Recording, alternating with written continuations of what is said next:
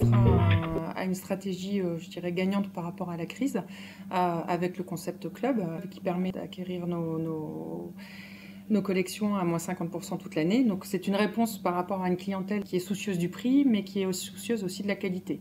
Donc ce concept marketing, ce concept de consommation, de fidélisation est un succès, puisqu'aujourd'hui le groupe Orchestra progresse encore de 35% en termes de chiffre d'affaires et donc sort des comptes avec un résultat de 19,2 millions de résultats nets.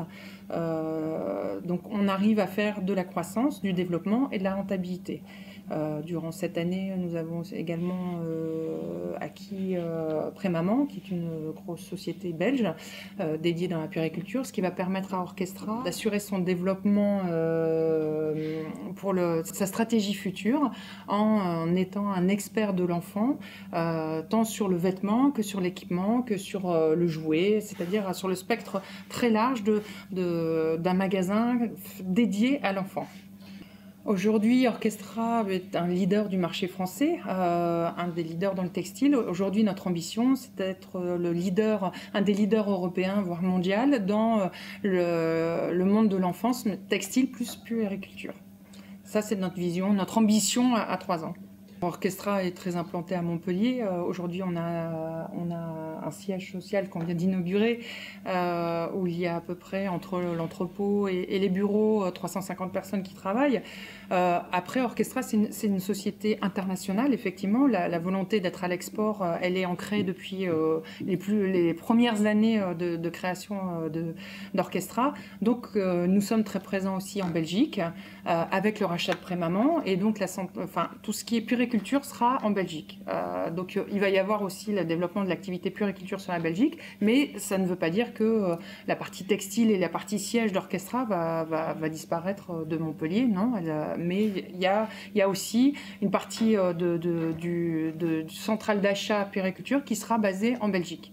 Puisque l'expertise aujourd'hui en rachetant Prémaman, qui est une société belge spécialisée dans la puériculture, l'expérience puériculture, elle se trouve en Belgique. Donc nous, on vise à être un groupe international. On a aussi des bureaux d'achat à Hong Kong, dans les pays de production. On est présent, on a des filiales commerciales en Grèce, en Espagne, en Suisse, et à chaque fois, il y a un petit bureau avec des salariés.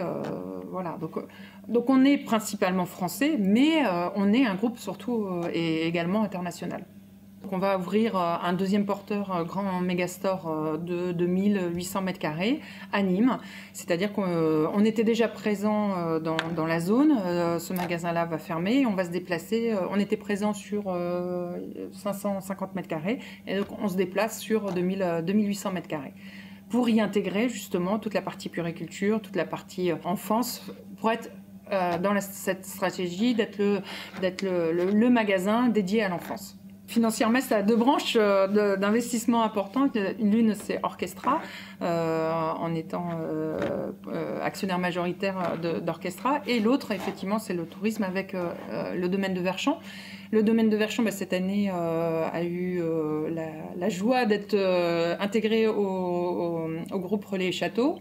Donc, je dirais qu'on est arrivé à nos objectifs, c'est-à-dire d'être un 5 étoiles, Relais Châteaux, et d'avoir une reconnaissance dans le luxe sur Montpellier.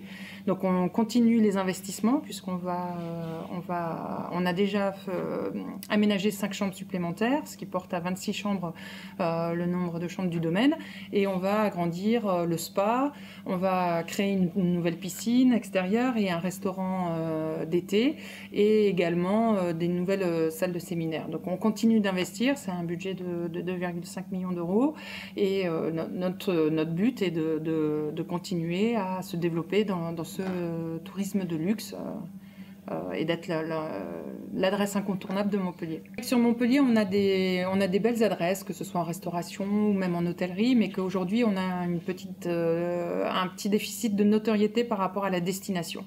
Montpellier doit travailler, je pense, sa notoriété au niveau d'attraction de ces touristes étrangers, voire même français, comme étant une destination sur laquelle on peut avoir de l'hôtellerie, enfin du loisir de luxe, on peut avoir du culturel, on peut avoir de la prestation, que ce soit en arrière-pays ou sur la côte, mais il faut travailler cette destination comme une destination de luxe parce que Montpellier est une ville agréable avec beaucoup d'atouts, mais pas suffisamment pour moi reconnue au niveau de la clientèle haut de gamme.